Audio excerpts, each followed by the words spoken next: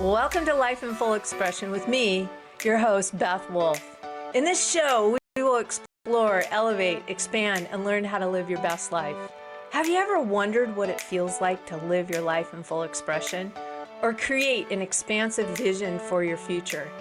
Get ready to be energized to fully express yourself, discover your heart's clarity for dynamic direction in life decisions, and develop your unique capabilities so you are delivering your ever-increasing capacities into your world. Join me, Beth Wolfe, and unleash the limitless capabilities of your soul, experiencing amazement, collaboration, fun, and purpose. Life in Full Expression starts now.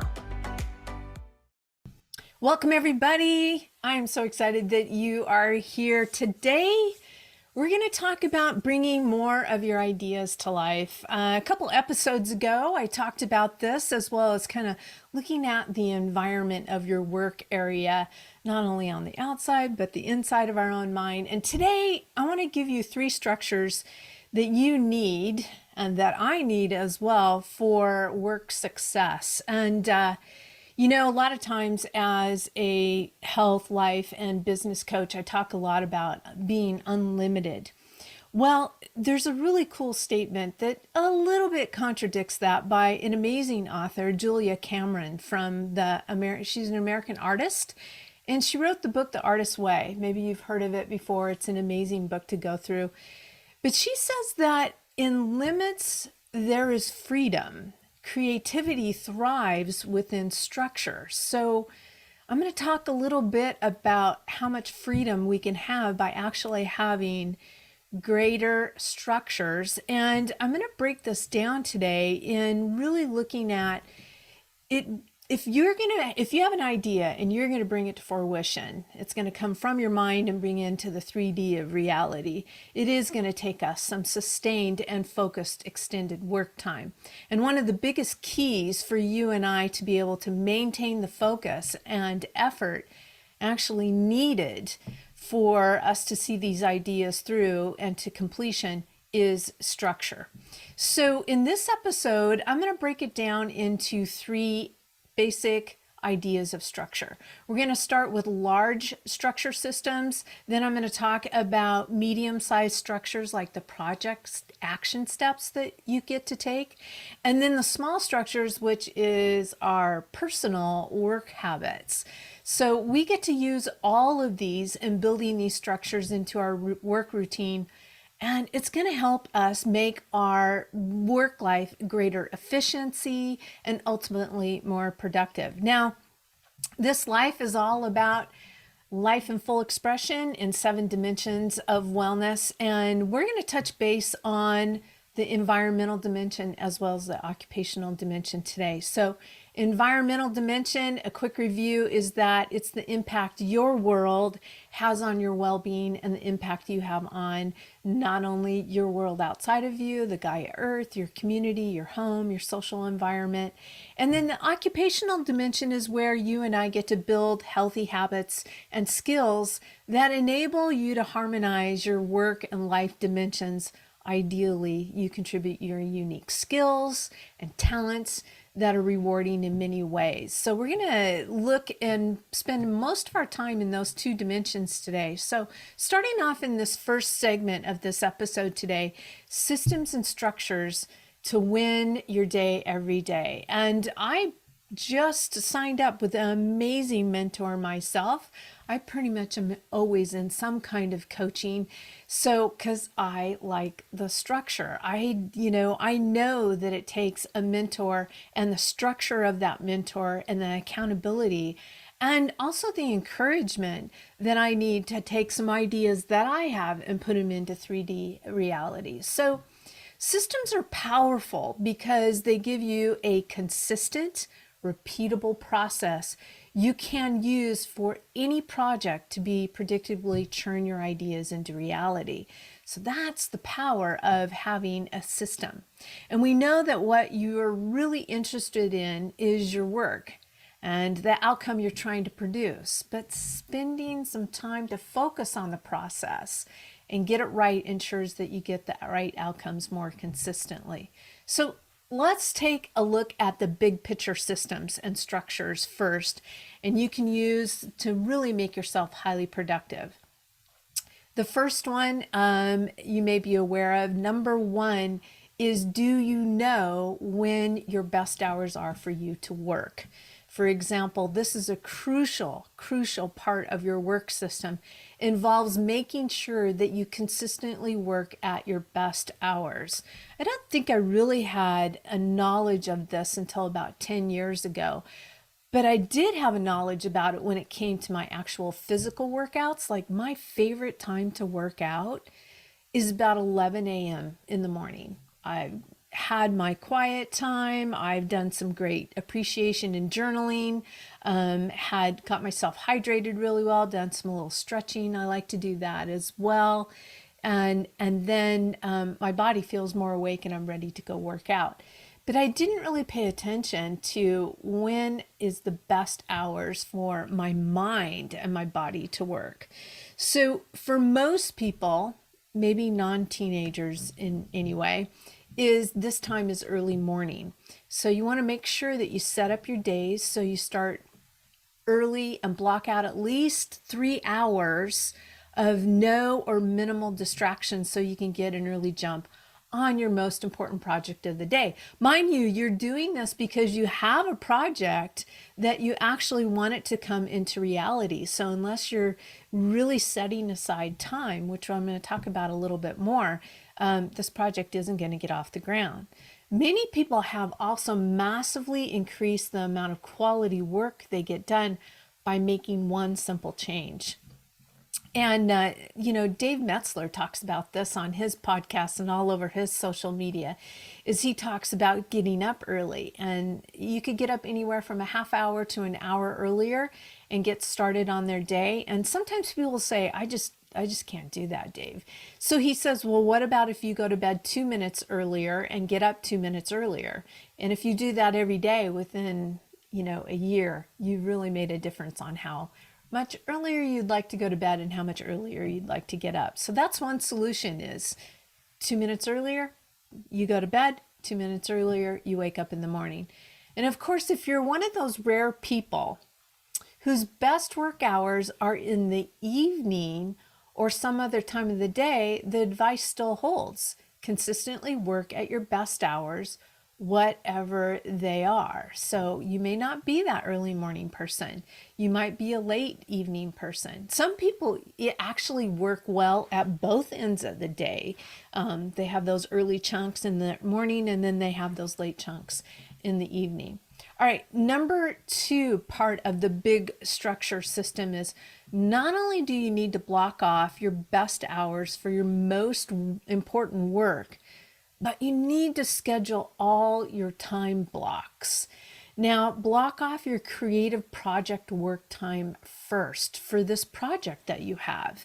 It's important to you. You want to get it off the ground. You actually want to share it with the people of your community or the world. So it's important that you do that. And then you schedule other tasks such as meetings around the project work, not the other way around. So make sure also that you block off personal self-care time and some fun and some family time too. So that time is protected, because you want to have a harmonious life. It's not all about getting this project off the ground. And this pretty much means that you might have every hour of the day kind of blocked off as you are basically launching this idea into reality. Remember, this kind of structure is going to bring you freedom. So the key is, use the time for the reason you scheduled it. Do you ever find this? Sometimes I have definitely done this, that I'll schedule time to work on a project and then I allow myself to get distracted and I delay my project. And a lot of times the reason why we're doing that is it's new. We're on an edge of an unknown. We haven't done it before, and our mind is almost kind of fighting us a little bit because it doesn't know. But I'm going to talk a little bit about some strategies that will help you with that. So, for example, if someone calls and asks if you can schedule time during a period you've scheduled for your creative work time, because you know this is going to happen, you just say, my apologies. I have an appointment at that time. Can we schedule it at, and then give them some options. Again, you don't need to explain to them that, oh, that's my scheduled project time, and so I can't let anything interrupt it. Just keep it short and simple. My apologies. I have an appointment at that time. Can we schedule it maybe there? Another one you might run into if someone wants you to meet during a time you've scheduled for a family get together. Again, you can just say, hey, I have an appointment then. Let's find a time that works for both of us. And I'm going to encourage you that as you're launching this idea, you get to be ruthless with this. It may feel awkward at first, but the system only works if you follow through. So some people balk at being so structured. I definitely have had this feeling and this emotion with structure and with scheduling. But one of an amazing podcast host and founder of the Unmistakable Media, Savannah Roa, says, professionals create on a schedule. Amateurs wait to be inspired. And he also says, even on his LinkedIn page, I like this as I did some research about him, about how to increase your productivity by expressing creativity. He says this: it's tempting to look at creativity as something that's only reserved for artists or the creative types within an organization. I don't know how many times I've heard people say, oh, I'm not creative. Well, we all are. We're all creating during the day.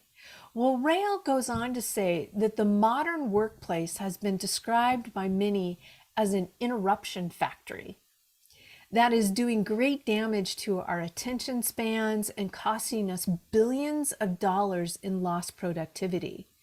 In a world fueled by sources of distraction, expressing creativity can have a profound impact on our productivity. Now, in my previous episode, in episode 35, I talked about the squirrel factor, and that if we are consistently getting interrupted, our mind, it takes it time to actually refocus and get back on task. So you can see that this interruption factory is a real thing of what he's talking about. All right, let's go to number 3 about the big systems, is creating a morning routine. And I would even encourage an evening routine as well.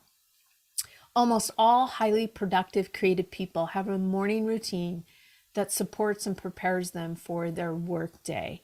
And morning routines vary from person to person, but some items many people include are reading over their goals or their intentions for the day. It's like giving yourself a direction, spending some time writing in gratitude, appreciation, exercising, maybe doing some kind of yoga, stretching.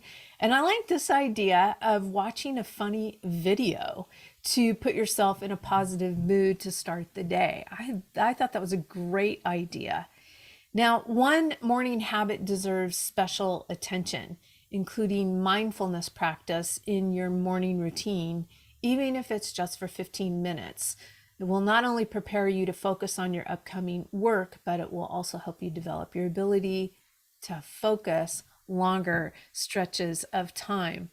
And so for this reason, I highly recommend making mindfulness practice part of your morning routine. It's a great investment in yourself. And one of the ways that I love to do that is I follow a couple apps. I love the meditations that are in there. They have binaural beats. They have certain wavelengths that I can decide on, certain mantras and subliminal messages that I'll listen to. And I love to start my morning like that as well. Now, number 4 is plan your work and then work your plan. Another system you need to put in place is the practice of planning your days in advance.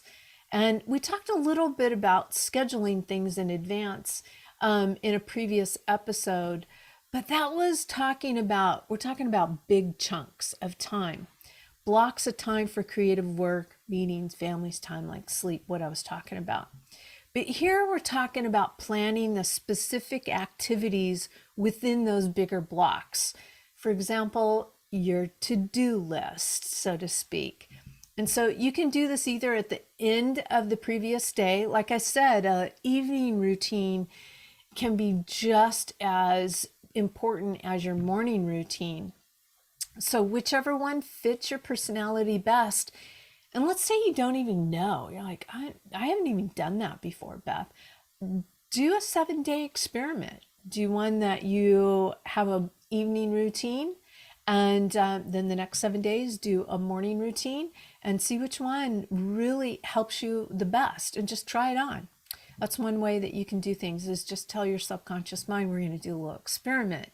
So finding that some people are going to prefer having the list already written up so they can just start in it on right in the morning.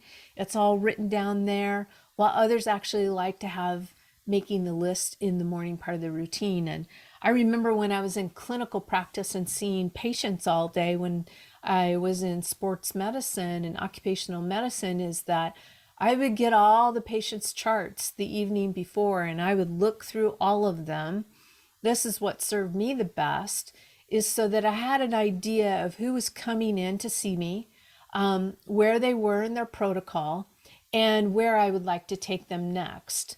And so I was pretty much ready when they came in. And as each patient came in, we'd always do little tweaks here and there, how they did from their previous appointment.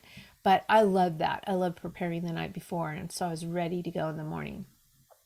So obviously, when you and I make our plan for the day, we want to prioritize the major projects and exclude time-wasting activities. And I'm going to go into some of the important details on how to structure your days for maximum productivity. I'm going to give you a little bit of ideas right here in this episode, and we'll get into those. But for now, I just want you to comprehend, understand, absorb that people who get things done make a list and live by that list. And one of the mentors that I've spent time with in my training is that she would tell me, you could allow yourself to move it 3 times. But after you've moved something 3 times in your list or your schedule, you might want to step back and go, what's going on here? Is it something that is truly not serving me? Or am I simply delaying and distracting from getting it done? Like, I'm a little bit, it's just feeling hard. It's in the unknown. I haven't done it before.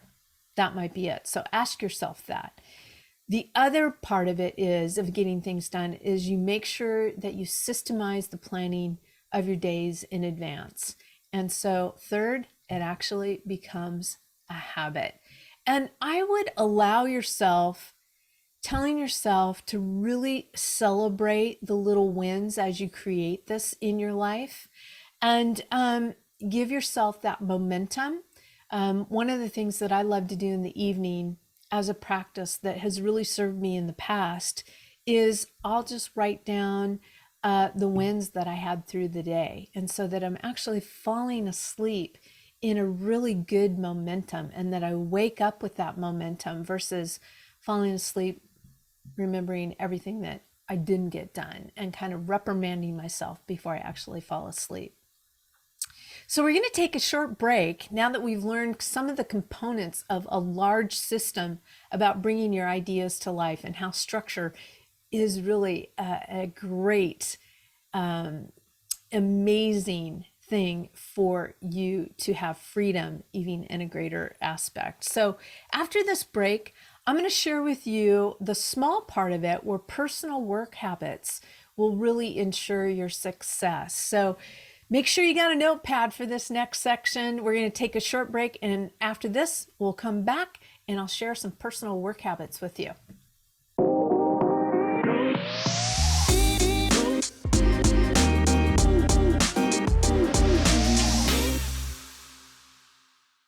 Welcome back, you guys, to this episode about really what does it look like to bring your ideas to life. And we're talking about three parts of structuring your life to really bring this project into reality. And in the first part of this episode, I talked about large structures. Well, this one, I want to go to the small part of the system and look at personal work habits that are going to ensure success for you and I. So while you can use systems like those we just covered to structure the big chunks of your day, there's still a lot of wiggle room, right? To be either more or less focused and more or less productive with your work time within the larger structure. So this is really cool. I'm going to give you 3 habits that you can actually begin to incorporate right today.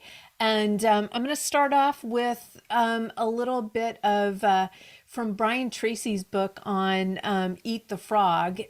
Basically, number 1 habit, eat that frog. We talked about planning your days in advance and prioritizing your primary tasks. That's really what it's about, is when you do your planning, and I do it, one of the best habits you can cultivate is to schedule your biggest, most important, and scariest task first thing in the morning. Or like we talked about, if you're a worker that's more in the evening, your top work time is in the evening, that when you sit down in the evening, you're taking on that biggest, most important task to start off with. And you do everything you can to stick to that task until it's done before tackling anything else. So this is really a part of training. It reminds me, in essence, that if we're learning any kind of new skill, I was an athletic person for a long time, and it's just like learning a new skill. No matter what sport you're in, you just stick with it until you've got the feel of it and the completion of it. So the business consultant and author Brian Tracy calls this approach eat that frog, which comes from the saying, if you eat a live frog first thing in the morning, nothing else you do that day will be as hard. And it's a version I actually found that Mark Twain used that quote a long time ago as well. So if you want to know more about this by Brian Tracy, he goes into detail on why this habit is one of the best ones you can develop in his book. It's called Eat the Frog, Get More of the Important Things Done Today. And, you know, just in that habit alone, it just gives you such momentum and a sense of accomplishment that you have tackled that big, hairy, scary task to start with, that it just sends you off in a great momentum for the day. All right, number 2 for your personal habits that you want to incorporate is single handling. That's what we're going to call. It's another key habit to develop if you want to be someone who consistently executes on his or her idea, is single handling, which means that as much as possible, once you and I start a task, you stick with it until it's complete before shifting to something else. Yeah, before you shift to something else. Single handling is actually the opposite of what I used to think was kind of cool that I could do, and I thought I was doing, is called multitasking, which makes you feel productive when really you get less done, your work is of poor quality. And I go into this a little bit more detail about how our mind works when we are actually not really multitasking. It's really, we're in a temptation to switch tasks instead of sticking with the current task. Again, I think of athletics or a skill set that you have. Your mind just really loves the flow and ease of things. So when there's new neural synapses wiring and firing and all together, that takes definitely sticking with the task and not being tempted to move over to something that might be easier. Like, if you play basketball and it's super easy to dribble with your right hand, but when you go to your left hand, it wasn't as much as enjoyable and natural unless you kept doing it a lot. So maybe you hit a snag, okay? You got your project, you hit a snag where your ideas or the words you need, they're just not coming. So in such a challenging situation, which we're going to encounter this, your brain will actually look for other tasks it can do that aren't as difficult. Now, one of the defaults that I go to is I'll just start scheduling in my calendar and I'll start filling in things, anything that has to do with organization. It's easy for me. I like it. So that's where my brain will go sometimes. So if it sees one, it will nudge you to switch to the easier task. So by you having the knowledge of this, that your brain's going to do that, you're definitely in a better frame of mind. Like, all right, I know what my brain's doing here. I got this covered. So the bottom line is, don't fall for it. By now, you know that task switching always involves a certain amount of lost momentum, lost focus, and ultimately lost productivity. So instead, I'm going to invite you to develop a habit of feeling like you're being pulled through this challenge, not being pushed through it, but that you're being pulled actually from your vision, from your dream, from the project that as if it has already been completed. And so you may sit there for a minute or two, maybe even 5, before you break through and come up with the answer you were looking for. And when you do, you feel great and you'll be able to continue right on with your task. So if you had given in to that temptation to switch tasks, the challenging part of your original task, well, it's still going to be sitting there undone when you get the nerve to return to it. So developing the habit of sticking to a task when you hit a hard spot is one of the best habits you can develop to become a productive, creative worker, the single handling. All right, technique number 3 is called the Pomodoro technique. And in the previous 2 sections, I basically advocated for you starting your work days with your biggest, hairiest challenge. Eat the frog. And then sticking with it till it's complete, called single handling.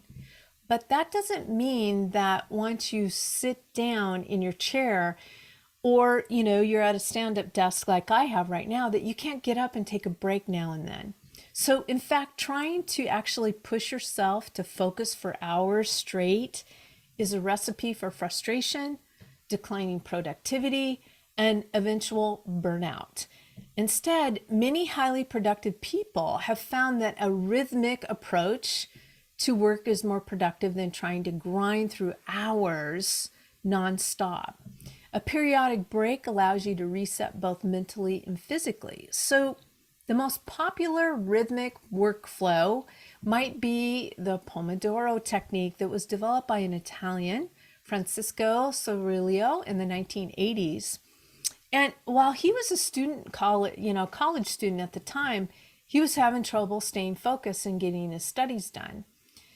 To force himself to stay focused, he took a small kitchen timer he had and set it for a short time. And then he forced himself to work till the timer went off.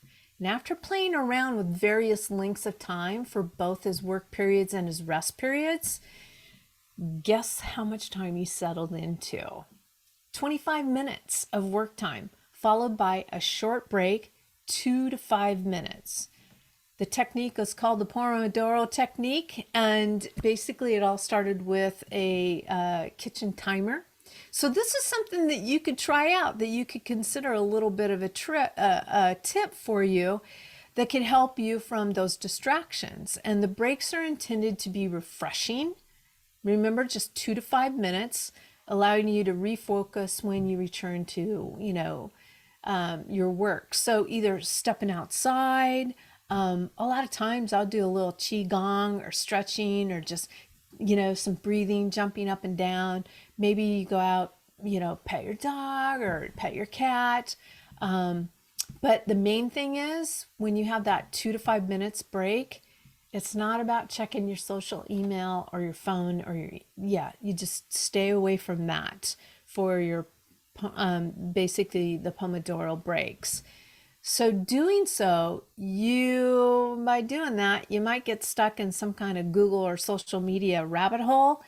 Before you know it, your break is too long, and that's not good. So one of the things that one of my mentors gave me when I went to training, is I'll bring it up here in front of the camera if you're watching me live, is an hourglass. And a lot of times I'll use this. This is more than 25 minutes, but when I really want to focus on a task, I'll just put this hourglass in front of me, and I'm like, I'm working until that sand is all in the other end of that hourglass. So I want to give you a little bit of an exercise that you could do this next week, some questions that you could begin to make this happen in your life. So right now, after you get done listening to this podcast, look back at your work days over the past 1 or 2 weeks. Hopefully you've had, good memory, and you've kept some notes on what you did each day, and assess yourself based on the 3 habits that I've covered so far. So you could ask yourself this question: how often did you start your workday with the most important, most challenging task? Second question: how often did you put that task off and start with easier, less important work? All right, next one. When did you tackle an important work task? Did you consistently stick with that task and work on it till you completed it? Or did you multitask your way through it? Okay. And then finally, how did you structure your work stretches and breaks? Did you use consistent timing and rhythm, as in the Pomodoro technique? Maybe you've got some other technique that you're using. Or did you work more haphazardly, going till you were tired, or your thinking was getting fuzzy before taking a break? So there's some questions, and I want to invite you to just write a short reflection about the work habits you exhibited during these weeks and how you think you might be able to improve your workflow and productivity moving forward. So there's some great reflective questions on those 3 personal habits within a small structure system that's going to create greater freedom for you. Is really looking at how often did you eat the frog or didn't, and how often did you single-handedly do something, and how often did you take breaks? Was there a rhythmic to it, or did you find that when you were taking breaks, they were too long and they put you back into social media? So I know one of the things that if you're a person that's working a lot on a computer, it's great for your eyes to actually go out and focus for long distance. Like if you see, I live in the Pacific Northwest, so find a distant tree that you could focus on, or even a distant cloud. That's really great for your eyes as well. Another one that will rest your eyes, and you can do in a 2 to 5 minute break, is just putting your hands over your eyes in complete darkness and leaving your hands cupped over your eyes for 2 minutes. And that's a great restoration for your eyes too. So you can do those kind of things during the break. All right, speaking of break, we're going to take one more break in this episode. And when I come back, I'm going to give you some action steps for your successful projects. We're going to do that. All right, let's go for this short break, and I'll be right back after this message.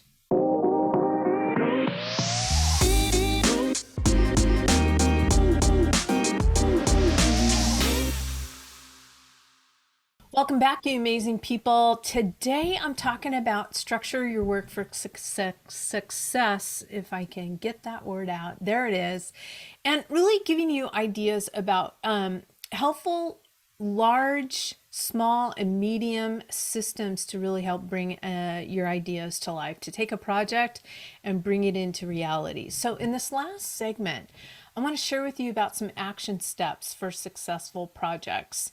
And if you take some of these ideas, if not most of these ideas that I've talked about today, and then go back and listen to episode 35, you're going to be miles ahead. You can see that this incredible development of structure is really going to help get things going and get it off the ground. Basically, you'll have organized your workspace. You've reduced distractions in your environment. This is from episode 35. You've structured your days so that you're working during your best work hours. We talked about that today. and you're working on your biggest, most important projects right now out of the gate of each day or that evening hour that is really best for you. And you've begun to develop the habit of working on the task till it's completed with stretches of focused work interspersed with some great breaks. So you could use the kitchen timer of 25 minutes, even using your watch and say, hey Siri, set the watch for 25 minutes. Hopefully that won't go off right now on my Apple Watch. Anyways, most people never get this organized or focused. But even if you're doing everything listed above, guess what, you guys? It may still not guarantee your success completely for this creative project. So let me give you a few more systems for you. Between the big things that I started with and then the littler structures, the smaller ones, which are your personal work habits, there are other important medium-sized project-based actions that you can take to ensure you get your ideas developed and executed efficiently, that you're discovering, developing, and delivering them. So building these actions into your project workflow will really put your productivity over the top. So you ready for these? All right, let's take some notes on this. Let's look at several such approaches. So number one, introducing to you is the action method. One of the books that I recommend is One Habit by Scott Belsky in Making Ideas Happen is called The Action Method. It's a great resource book. He has wonderful, wonderful ideas in there. And what he recommends is separating out everything having to do with a project into 3 categories. So number 1, action steps. Number 2 might be references. And then number 3, back burner. So let me go into those just a little bit more. He says that action steps are the specific steps that you need to be done to realize the project. References are pieces related information that could prove useful for your project. And then back burner items are project related ideas or action steps that aren't immediately relevant, but you may become so in the future. So you've got them on the back burner. And the reason for taking a few moments, according to him, to separate everything out having to do with the project into these 3 categories is that people often waste a lot of time, I can so relate to this, reading and rereading reference materials and thinking about aspects of the project that aren't central to its execution, instead of just getting on with the important steps that actually do move the project forward. It kind of reminds me of this experiment that a professor did with 2 groups of students in a psychology class, and they were both assigned to basically make and create a pottery pot. And one group could actually do all the reading and studying and references on how to make one great pot. And they only were able to make one great pot in that semester.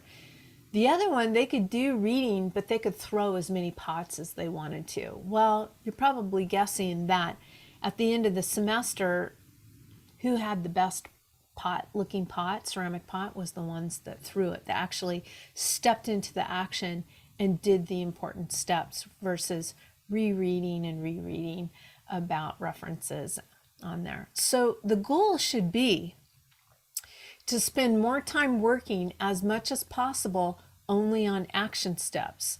Doing so is going to assure that you don't waste time doing busy work and doesn't get the main job done. And this also might be part of your mind actually delaying and distracting on really eating the frog first. Like even within your project, there's going to be, those hairy, scary things that are just unknown to you. But they could also not just be scary to you. They could be exciting, and maybe you're a person that really likes the unknowns. So it could be that too. All right. Now within the medium structures, number 2 is set deadlines. Another habit that's crucial for developing ideas is setting deadlines. And this is specifically important for sole entrepreneurs. That would be me, who don't have anyone else to hold them accountable unless I actually hire a mentor or a coach, which I do on a regular basis. It's too easy in this situation to be busy and feel like you're doing good work, but not actually be moving the project forward consistently.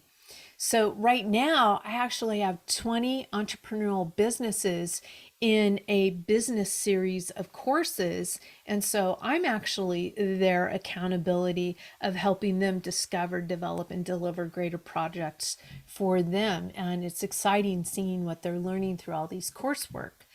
So undoubtedly, getting into the habit of setting and meeting deadlines will have a powerful effect on your work. But deadlines can be a little bit tricky. Let's face it.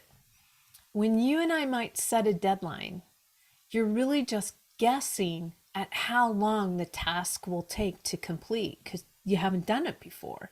So I'm inviting you and myself to be a little bit flexible and use some common sense. If a major snag occurs during the task, you have to order another reference source and it's going to take 2 days to arrive, for example, or something, something like that. You and I need to adjust on the fly for that. And so here are a couple strategies that you might consider when setting or working toward your deadlines. Since projects often take longer than we think they will when we first set our deadlines, one approach is to build in buffers of extra time into the project schedule from the outset, acknowledging upfront that your initial thoughts about how long the project should take may be a little off, and building in little cushion keeps the subtle pressure of a deadline in place, but it sets deadlines that feel less threatening. On the other hand, others have found that by imposing tighter, false constraints on a project step, something is due 2 days from now, let's say, but you shoot to have it done by lunchtime today, pumps up motivation and can sometimes move the entire project timeline forward. I think of this sometimes where you have some kind of gamification or something like that in your project that might be going on with your team. And of course, you can combine these approaches. Take your initial guess at the project timeline, then build in some buffer time before committing the deadlines to paper or a digital document. And then when you're feeling a little extra pumped up to tackle a step, that's when you set yourself a false constraint to get that step done ahead of schedule. And if you achieve this goal, you can then bump up the entire remaining project timeline up by the amount of time you saved. And this approach adds a bit of like I said, a game-like feel for your work. And it might be fun and a little bit more motivating. Another component in these medium structures is take action, even small actions daily. Not new information, yet are we doing it? So no matter if you have a deadline looming or not, one of the most important things you can do is to complete small daily actions. Momentum is all about consistency. So even if you have a day where 3/4 of that day is going to be taken up with meetings or travel or something else, make sure that you don't blow off the remaining 1/4, that you use it. Rather, really to get at least one small step completed on the current project. Even small steps add up. Next strategy, mark your calendar. One other project step that many people find highly motivating is simply productivity hack, putting X's on a calendar to track your progress. Maybe you've heard of this trick by the comedian Jerry Seinfeld, who shared with a young comic how he uses this hack to make sure he stays motivated to write every day. So here's how Seinfeld uses it. He gets a big wall calendar that has an entire year on a single sheet of paper and hangs this calendar next to his desk. And every day he gets his writing in, he takes a red magic marker and makes a big fat X over that day. And after a few days, he has a chain of red X's, and every day his chain grows longer by adding another X. And this really gives him motivation, and it gets stronger to keep that chain going. And so his advice from Jerry Seinfeld is don't break the chain. Now, you can actually modify Seinfeld's technique to match your work, but the overall approach is what's important. One of the things I notice when I'm doing my Peloton workouts is I am not doing a workout every day, 7 days a week. But what I love that they keep track of in Peloton is that my weeks are consistent. You know, I'll say, okay, you've worked out 10 weeks in a row. And I'm like, that really helps me. So this is another way where, you know, here's Peloton using gamification and not breaking the chain, that for 10 weeks in a row, I have worked out consistently every week. So that's another way that you could look at it. So you're not hitting every day. Maybe your chain is to mark off, 3 days a week. All right, next up, blessed are the flexible. To this point, we've given you a number of concrete steps to take and make your work efficient and productive. But no matter how organized you get and no matter how many productive work habits you develop, there are still going to be times when you and I might struggle. And so for such times, there's an old saying that might be helpful. Blessed are the flexible, for they won't get bent out of shape. We want to bring this up so you don't understand that you're understanding that within all the structure we're giving you and that I'm giving you today, you still need to stay flexible when the work isn't flowing. And sometimes to be maximally productive, we need to get up and take a walk or move on to a different part of the project or even switch off to another project entirely. Though don't try to juggle too many at once. To give yourself a mental break from time to time, that's a good idea. Once you feel refreshed and you're ready to tackle the original task again, you simply pick up where you left off. And you want to develop the ability to really allow yourself to be pulled through these challenges and develop that consistency and that resiliency, but don't be stubborn about it, all right? Next one is don't go it alone. My final recommendation for your project work is to be sure to build in a feedback loop at several key points during your project. And if you work with a team to execute ideas, whether the team is internal to your company or external, you'll have feedback built into the progress and the process. But if you're a sole entrepreneur like me and you're used to doing everything yourself, that's a habit that we might want to break. And I've already begun to hire some people to help me with that. And so you may feel like the idea it might be your baby and that no one will understand it and give it to the attention it needs as well as you do. And that may be true initially.